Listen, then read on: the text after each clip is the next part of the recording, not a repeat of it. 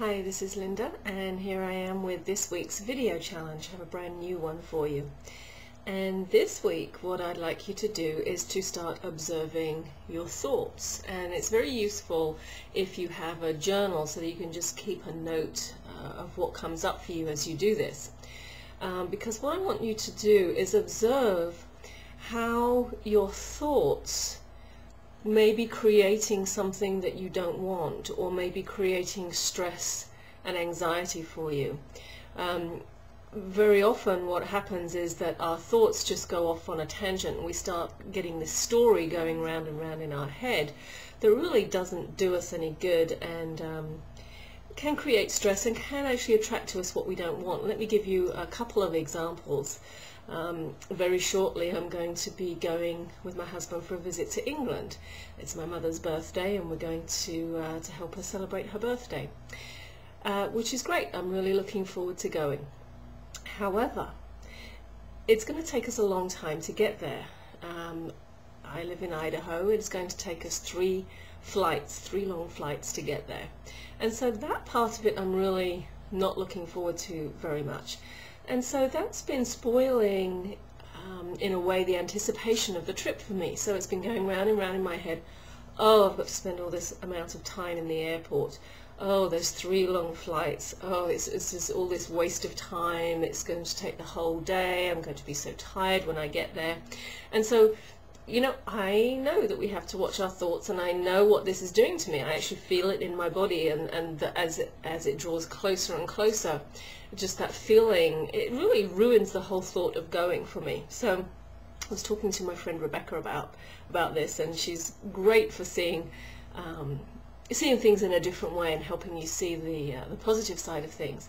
And Rebecca shared with me, she said, you know, I really don't mind that when I travel and I'm going to be spending the whole day traveling and I'm in airports for a long time. She said, I actually look forward to that as time for myself, time when I can just wander around the airport and look in the shops when I don't normally shop. She said, I can buy a magazine perhaps that I normally wouldn't buy and just spend time reading a magazine, reading a book, just people watching, just a time, she said, when people can't reach me, and I look upon it as a time for myself. And I thought, I really like that perspective. That's a great way of looking at it, rather than looking at it in terms of this is just going to be a whole day wasted in traveling, sitting around in airports. What can I do? And I normally do take books and magazines and things like that with me. I even take my knitting with me usually. So my shift in my mindset and the story that I've been telling myself is to look upon this as almost as a treat, as a time when I don't have to be online, I don't have to take calls, I can have some time to myself and just waste a day. Really give myself permission to waste a day. What a concept.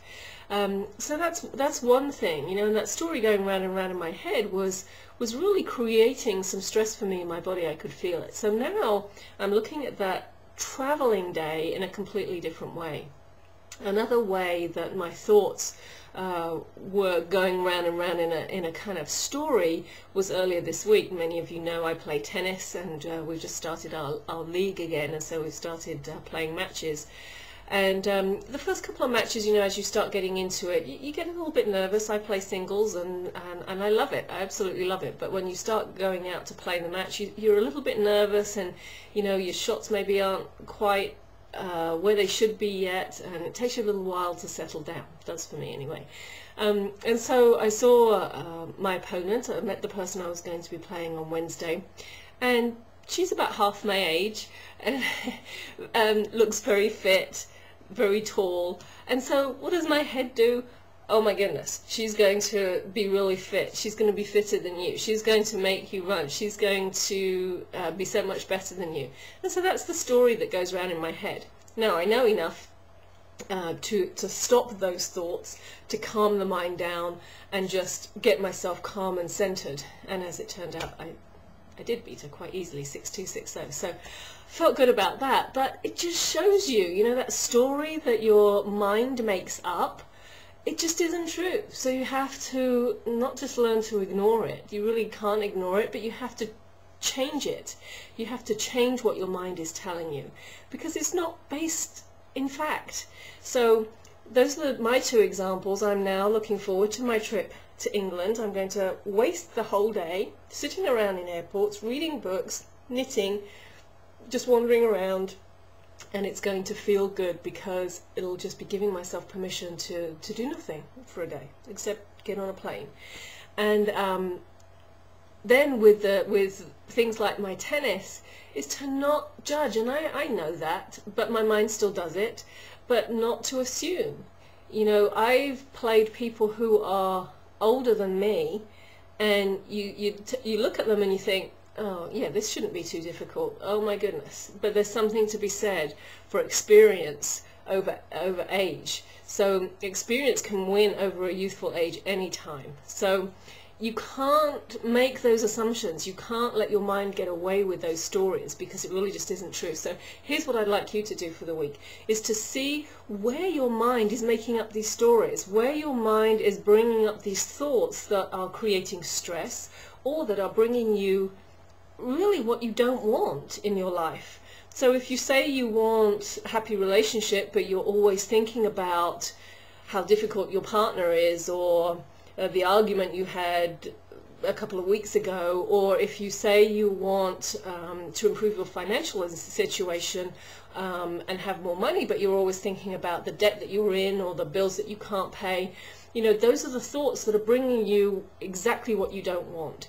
So the task for this week is really not even to change them particularly, but just to observe them. If you can observe where you're thinking those thoughts and you can turn it around and change it, that's excellent. But for now, really the task is just to notice, write it down, and observe how your mind is controlling you, where it's taking you, and what your mind is up to, really, just to shine a light on it. So that's your challenge for this week. I'll update you in a couple of days and let you know how my mind's getting on. So I'll talk to you in a couple of days.